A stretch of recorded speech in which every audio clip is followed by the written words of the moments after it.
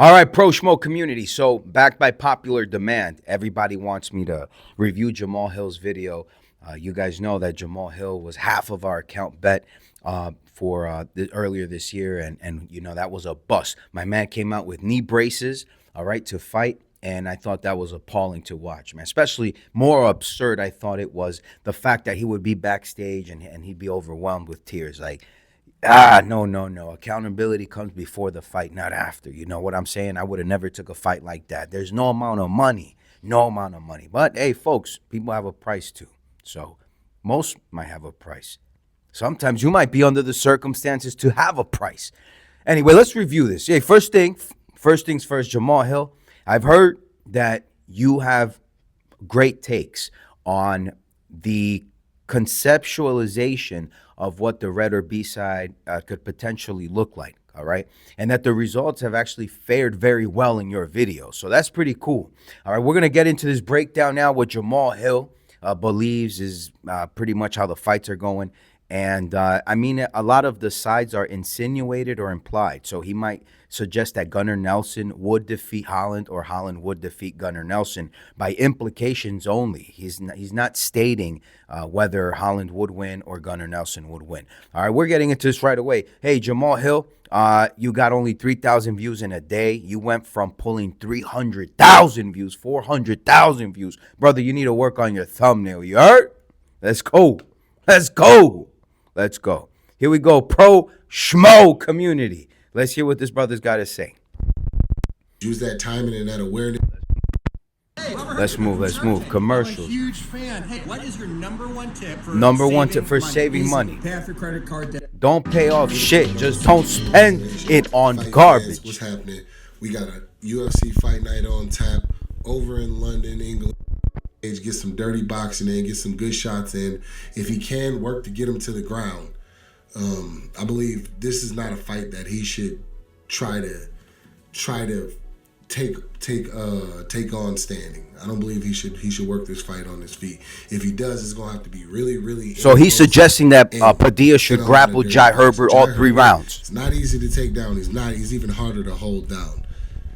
So he's definitely got a task ahead of him as far as that. But I see the low kicks and then the inside working to the inside, being his way of trying to get this done. He's going to have to press him up against the cage.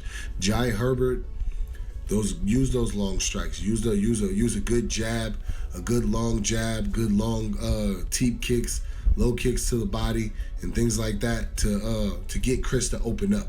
Try to get him to open up, try to catch him coming in, trying to close that range. And he usually, whenever he throws and he hits clean, he has good follow-ups behind it.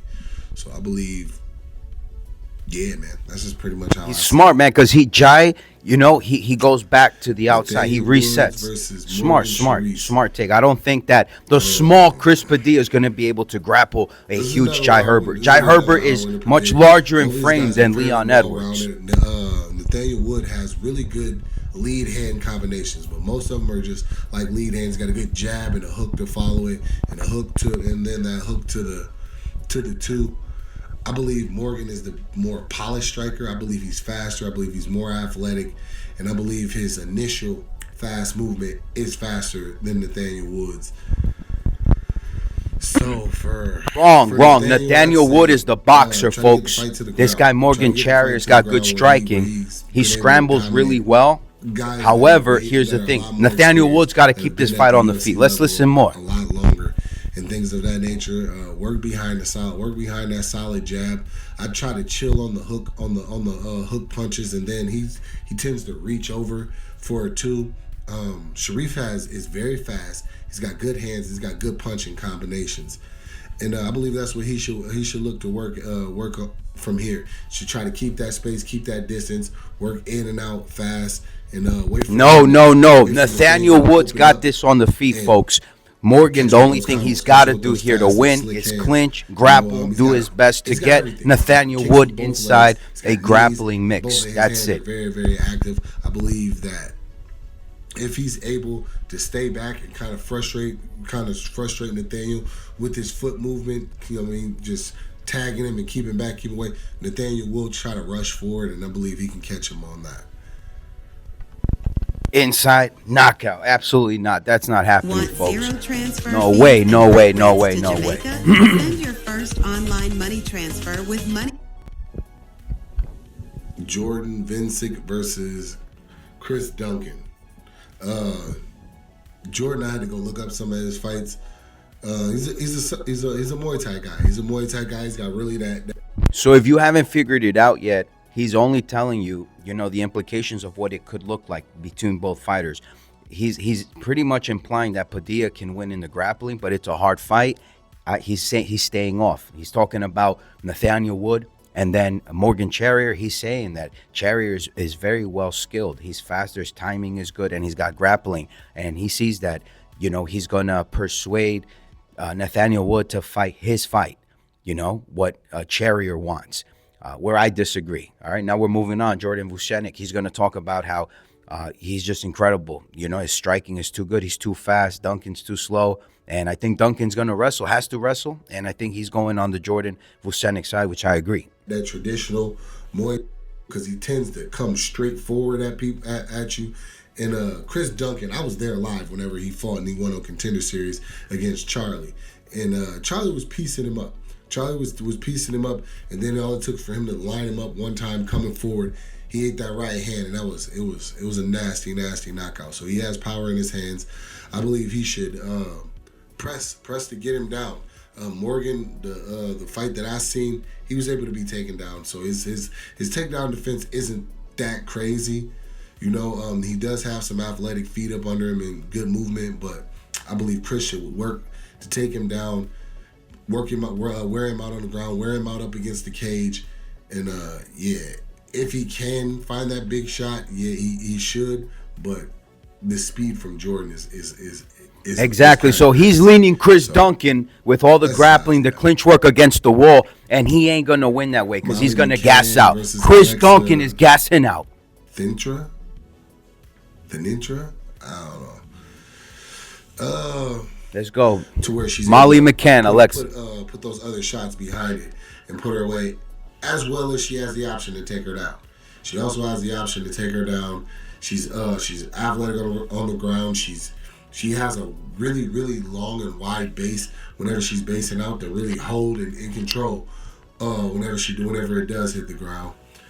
For Molly, I believe Molly's got to corner her. She's got to kind of just bully her, walk her down, get her into the corner, and then start unloading those shots. She loves the spinning elbow and just the boom, boom, boom, the power slug shots from there. Only way I see those shots landing clean like that for Molly is if she's able to get her up against the cage. Get her up against the cage, put her where she has nowhere to go, and then start unloading those shots. Because the way she reaches and the way she just kind of wings it leaves her open, and she has the speed to counter. But Alexa has absolutely no power, folks. She's strong, but has no power. She's not accurate, and she's too wide with her punches. This is Molly McCann on the money line, folks.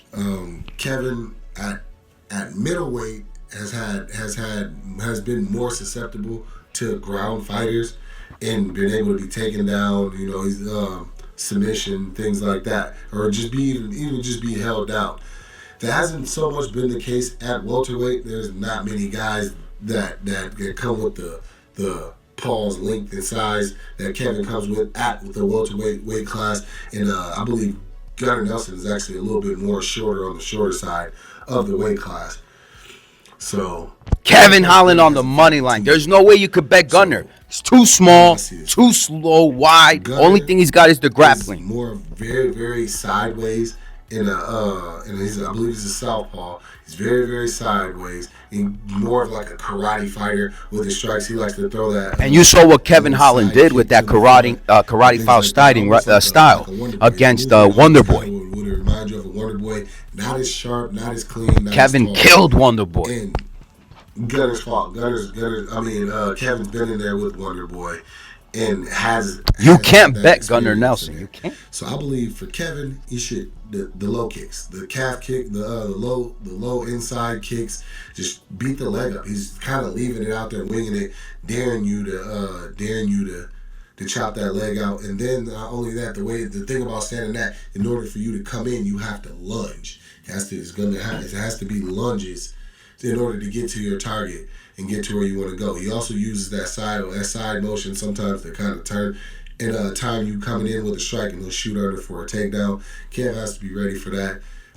Gunnar Nelson, round one finish or nothing. Changing the range. So I have to be light on his feet, constantly resetting the range and the distance, so where Gunnar doesn't really have a beat on where to shoot at, or where to lunge at up under him. I believe the low kicks, work behind the jab, and straight punches. Straight punches. Holland is checking all that. He's checking get it done. If he's able to really get in his face with something, I believe standing in that karate, the only thing you have is to lean back. And leaning back like that, I believe straight punches to get him to lean back, and then those hooks behind it could be money shots. For Gunnar, he's gonna have to use that side kick, that turn and that side kick. Use that side kick maybe against the legs or whatever, and try to draw Kevin into where he feels like he's just gonna have to take. Man, Kevin's got a great jab. Try to get a takedown and try to work his jiu-jitsu from there. Yeah, that's pretty much how I see this fight. I disagree with Jamahal Hill here. Listen to this. This is crazy to me. Another good fight right in the division. You know what I mean? The winner's gonna be right up there in the mix of the top five, looking to push for that title shot. How do I see this fight? Well, we haven't seen Jan Blachowicz in almost 2 years at this point. It's been well over a year and a half since the Pereira fight. He's had surgery. He's now, I believe, 42 years old. Double shoulder surgery. I don't know. Carlos is young, hungry, up and coming. I believe he has the height. Yeah, he's going to have the height and the reach advantage in this one. Let me check that to make sure. I do agree with Jamahal Hill on this pick. Sure Carlos Ulberg. It's the following pick I don't. Does not have the reach advantage. It has about an inch shorter than Jan Blachowicz. A little bit shorter on the leg reach. How the hell is his legs longer and his arm longer, but he's short? That's weird. Anyway, so in this one, I believe Jan Blachowicz needs to work leg kicks. I know I'm saying this a lot on here, but a lot of these guys. That's the theme of the fight card, 100%. That's where it's gonna have to start. He's gonna have to. This is why Jamahal Hill is on the money, but I don't know about him picking sides, though. So it's very hard to get a beat on where he's going. He's got good reads, good skill for skill reads. For him to get his strikes off, Jan has a tendency to just kind of charge from the middle of the cage. You know, whether he's standing in the middle or whatever, to kind of charge to get his shots in and things like that. It's not something I suggest against Carlos Ulberg. I believe he should kick at the legs, chop those legs. You know, same kind of kicks that he used against Magomed. Only difference is Carlos is also an orthodox fighter, so I believe that calf kick is going to be there. Now, it's hard for me to pick this to say this because I believe that Blachowicz won the Pereira fight. As I was watching that back, as I was preparing for UFC 300, that fight really kind of stuck. They fought it at altitude, though, so the decision went to Pereira. They fought that anywhere else, Pereira's winning. 4 out of 5 times. Very, very low fight IQ in some of the things that he was that opened itself up to him, and he wasn't able to take advantage of it. One being, he hit, I believe, the second round, he hit Pereira with a low leg kick that looked like it had his leg sticking to the mat. Looked like it did some serious damage to his leg, and nothing. He never threw the kick again or anything like that. I believe he's going to have to be consistent with that calf kick against an Ulberg to break down his mobility and keep him stationary. For Carlos, I believe the movement, what he does, just that moving around, kind of frustrate Jan to not give him a chance to really locate him. He's got a fast jab. He hits him when he throws that fast jab, and he follows it up with a check. Jan Blachowicz has to grapple, man. He's going to get winded, man. This is the passing of the torch right here. This is Glover Teixeira versus Jamahal Hill and Carlos Ulberg. Because Jan gets hit, and he just thinks just throw back immediately. But the thing about Carlos, the way he sets that up is jabs, and the minute and it's a setup. So he's already pulling back right after the jab lands. So the minute you try to counter, you're wide open for a check hook. I believe that that could be money, and that could be money in this fight. I don't think that Jan is going to be able to just go in and bully Alberg to the ground. I believe he's had a lot of work. It's his only shot after that surgery, man. It's the only shot. Good prestige as far as the ground goes.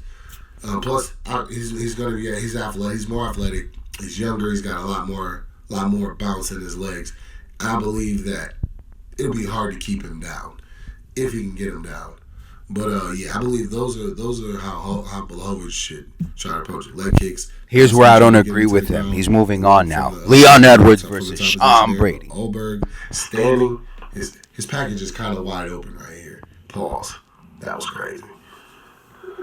Yeah, that was wild. Also, Alberg body kicks. Body kicks for both, honestly. So going to the main event.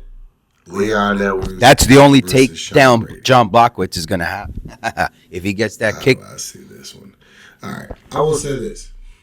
Leon Edwards, whenever he is on, has some of the best timing and he just knows what to do in most situations in a fight, right? So he's pretty on, and his timing for when to hit switches, when to throw this strike, when to throw that is really second to none.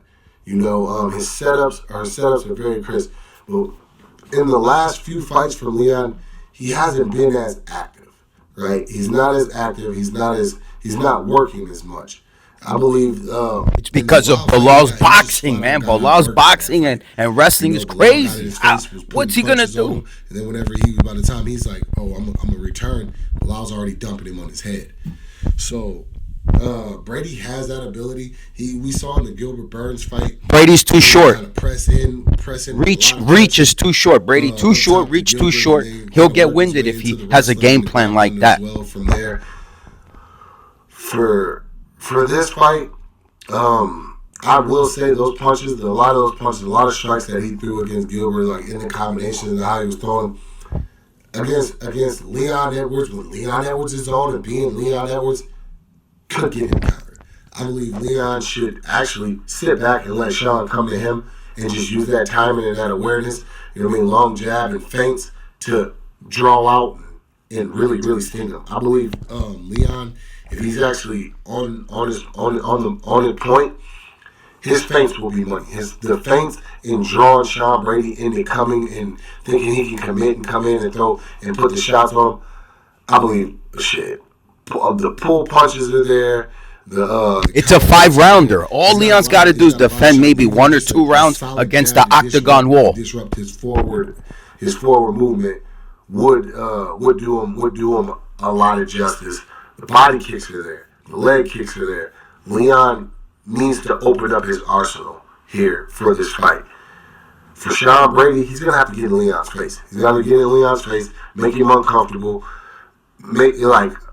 He's got a good jab. He can work behind that jab, but more so use the jab to close the distance. Close the distance, get close to him.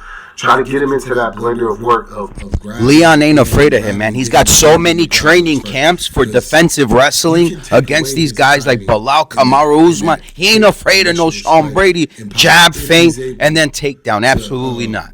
Get on him and wear him out. Wear out his arms. Wear out his body. You know what I mean? Look for body shots. Look for good body shots in this one as you get into the cage and things like that, and just kind of hopefully get him in that blender. Yeah, man, I don't really have a whole lot to say about this one. That's pretty much how I see this one. I see Leon needs to be on point with his timing, catch him coming forward, and Sean Brady's got to get in. He's got to get in. That's it. That's how I see it. Solid card. He'll get in, respectfully. He's getting in. A round or two, and it's game over after that. It's Leon Edwards all day. For at one point, maybe even last year, I definitely am looking more forward to this than the Kobe Covington and Leon Edwards fight. So, yeah, man, we're going to see what they do with it. Street Dreams Nation, appreciate y'all tapping in. You know, it's kind of late. I'm in camp, so I'm going to get up with y'all. Bye.